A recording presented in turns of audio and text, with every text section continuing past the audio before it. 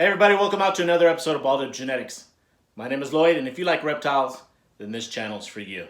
Today's episode is going to be showing you one of the lizards that we picked up at the NARBC show in Arlington last month.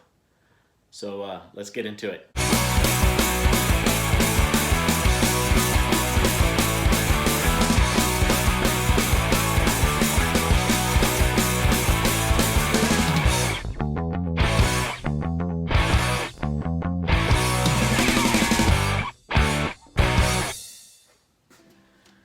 Okay guys, so when we went up to the NARBC Arlington show last month, we weren't really looking for specific animals to get.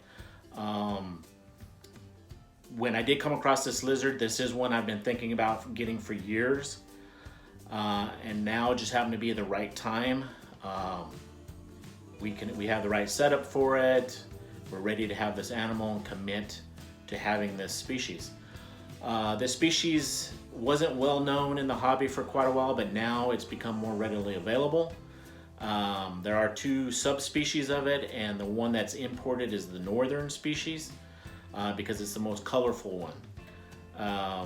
When I saw it, the price was right. I'm ready for it. Now, unfortunately, there aren't a lot of captive bred ones here in the States yet. There's just not enough people that have adults that are breeding them yet. So everything is farmed, raised, and brought in. So with that, there's a couple things you have to have in mind when doing this. One is that animal is probably going to come in dehydrated. He's going to come in full of parasites and may not be eating. So you have to take those things into account. Now the one that I looked at looked healthy. It had good weight on it. It had good color on it. So I have dealt with imported animals for many decades now, so I know the risks of doing that, but I also know my treatment plan for them has gotten a lot of these animals over that hump of being imported and being in poor health. So the first thing I want to do is make sure this animal's hydrated. I want to see if I can get some food into it. And then I'm going to deworm it for internal parasites. I also look for external parasites, but mostly internal parasites also. So let me show you this lizard. Again, I've been waiting for one like this for a long time. That's one of my top 5 lizards that I would want to have in our collection or in our home as a pet. So let me get him out and show him to you guys right now. All right, guys. So this is him. This is our Caiman Lizard. Again, they have become very popular lately because of how many are coming into the market and how it is a little bit easier to take care of them now. They are a specialty lizard. You know, they do eat crustaceans, snails, things like shrimp, fillets of fish, even tegu food now because they are cousins of tegus. In fact, they're even called the water tegu. The reason they're called Caiman lizards is because how the back looks like a caiman. If it was found here in North America, it'd be called an alligator lizard, but we already have alligator lizards. But the green coloration stays with it into adulthood. You can see that orangish, that burnt orange, reddish head. It will come with age as it gets older. That color will deepen. But they do stick with their colors through adulthood. They also are a pretty big lizard.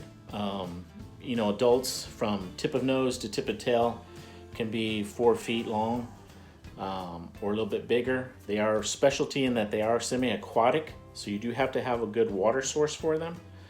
And you want to keep that water where it is maintained in the upper 70s, like 78 degrees.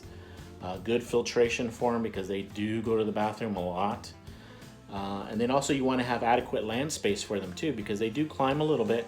So you want to have some nice branches around for them to climb into. But the main thing is, you know, they get big like a Argentine tegu. So you're going to have to eventually have a nice size terrarium or enclosure for them. But again, this is, you know, our little Caiman lizard. He still needs to be tamed down a little bit at this size. You know, he's going to be intimidated. As they get older, they tame down pretty quickly. Great thing is he ate the next day when we had him.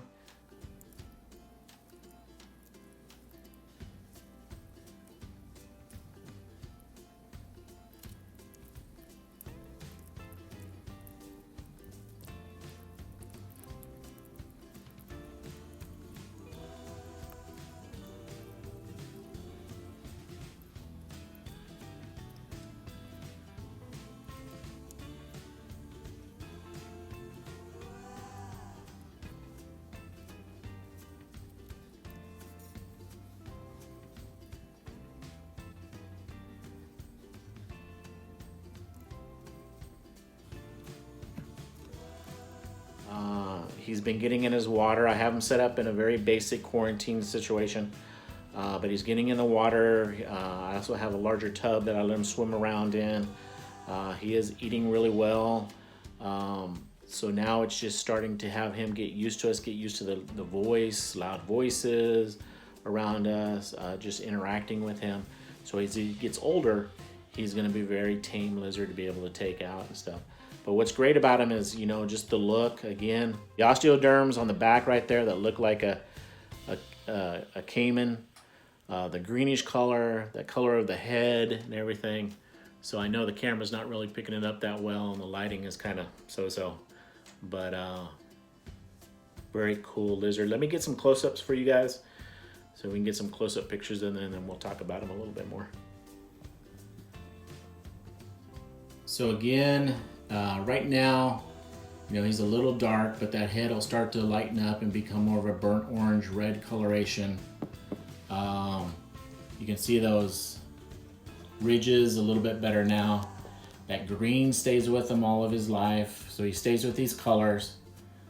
And then you can see they have this very long tail to help him push through the water. The feet, you can see they still are used, you know, they're still a good climber. Again, they do like to climb. He's going to sleep. You know, they are a specialty eater. I mean, there is commercial tegu food that you can feed to them. There is commercial snail meat from like some of the major reptile distributors. You can also feed them, again, you can try a small shrimp out with them, pieces of fish fillet. It's good to have a varied diet with these guys instead of just one thing all the time. The other thing is too is in their mouth, they have special teeth for crunching the hard-shelled crustaceans that they eat. They're almost like molars. They have these very powerful jaws also, and again, that's to get through that shell of that snail or that other crustacean that they're going to eat.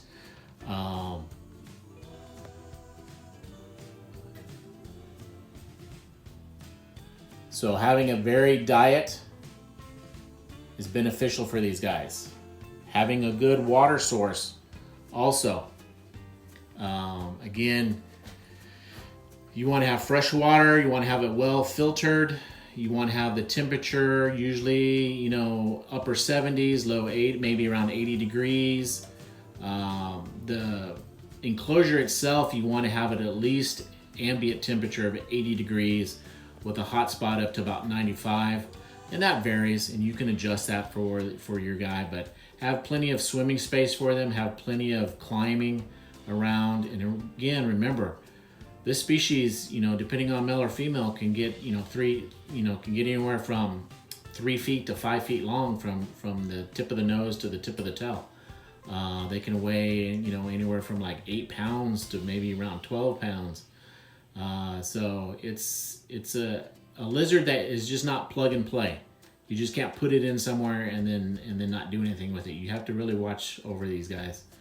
But they are a rewarding lizard to be able to have and to be able to take care of.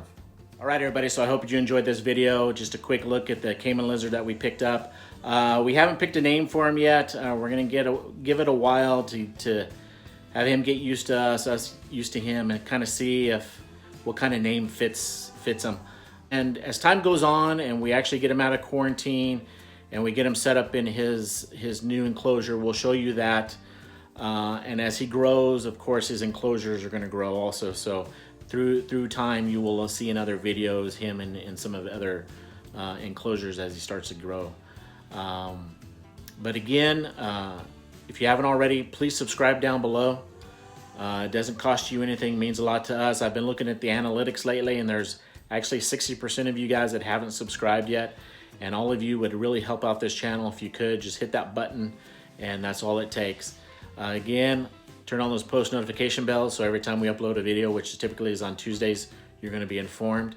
If you guys can, go up and look up USARK, United States Association of Reptile Keepers.